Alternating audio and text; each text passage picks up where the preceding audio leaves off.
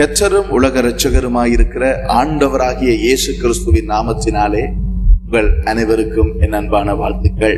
நாங்கள் தொடர்ச்சியாக ஒவ்வொரு நாட்களிலும் கர்த்தருடைய வார்த்தையை தியானித்துக் கொண்டு வருகிறோம். இயேசுவுடன் சில நிமிடங்கள் என்கின்ற இந்த நிகழ்ச்சியின் வாயிலாக, இந்த யூடியூப் நிகழ்ச்சி, இந்த ஃபேஸ்புக் நிகழ்ச்சி, இந்த இன்ஸ்டாகிராம் நிகழ்ச்சியின் வாயிலாக கர்த்தருடைய வசனத்தை உங்களோடு நான் பகிர்ந்து கொள்வதில் மிகுந்த மகிழ்ச்சி அடைகின்றேன். அவைகள் நம்முடைய வாழ்க்கைக்கு பிரயோஜனமாய் இருக்கிறது.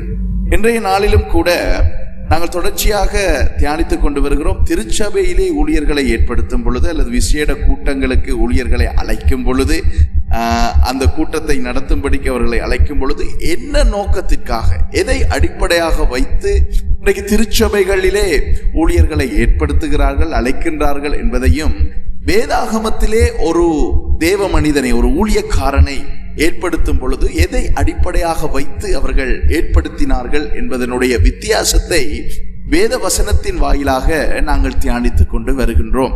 இன்றைய நாளிலும் கூட 1 சாமுவேல் 16வது அதிகாரத்திலே ஒரு சம்பவம் நடக்கிறது. சவுல் ராஜாவை கர்த்தர் புறக்கணிக்கிறார் கீழ்ப்படியாமையின் நிமித்தமாக. அப்பொழுது கர்த்தருடைய ஆவி சவுல் ராஜாவை விட்டு எடுபட்ட பொழுது கர்த்தராலே அனுமதிக்கப்பட்ட ஒரு அசுத்த ஆவி சவுல் ராஜாவினுடைய வாழ்க்கையை வாதித்துக் கொண்டிருக்கிறதை பார்க்கலாம். அப்பொழுது அவருடைய சேவர்கள், வேலைக்காரர்கள் வந்து சொல்லுகிறார்கள், இப்படி உண்மை ஒரு அசுத்தாவி வாதித்துக் கொண்டிருக்கிறது, இதிலிருந்து விடுதலை அடைய வேண்டும் என்றால் ஒரு சுரமண்டலம் வாசிக்க தெரிந்த ஒருவனை நாங்கள் அழைத்து வருகிறோம் என்று சொல்லி, அப்பொழுது போகும் பொழுது அவர்களில் ஒரு வேலைக்காரன் தாவீது ராஜாவை குறித்து ஒரு சாட்சி சொல்லுகிறதை நாங்கள் பார்க்கலாம். அந்த வசனத்தை நாங்கள் வாசிப்போம். 1 சாமுவேல் 16:18.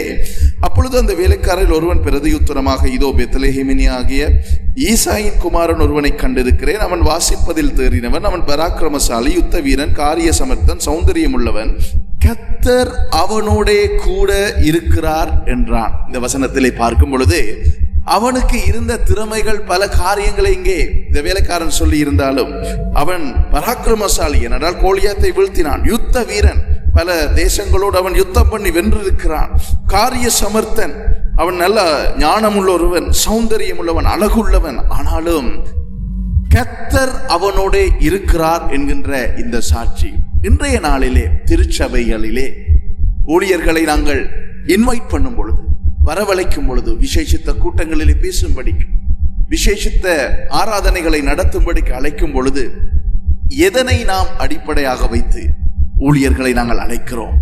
எதை நாங்கள் பார்க்கின்றோம்? நற்சாட்சியை பார்க்கிறோமா? அந்த மனிதனுடைய வாழ்க்கையிலே பரிசுத்த ஆவியானவர் இருக்கிறார் என்பதை பார்க்கிறோமா? அவன் கர்த்தருடைய வசனத்தின்படி வாழ்கின்ற, கர்த்தருடைய வசனத்தை பின்பற்றுகிற மனிதனாய் இருக்கிறானா என்கிறதை நாங்கள் பார்க்கிறோமா? சிந்தியுங்கள்.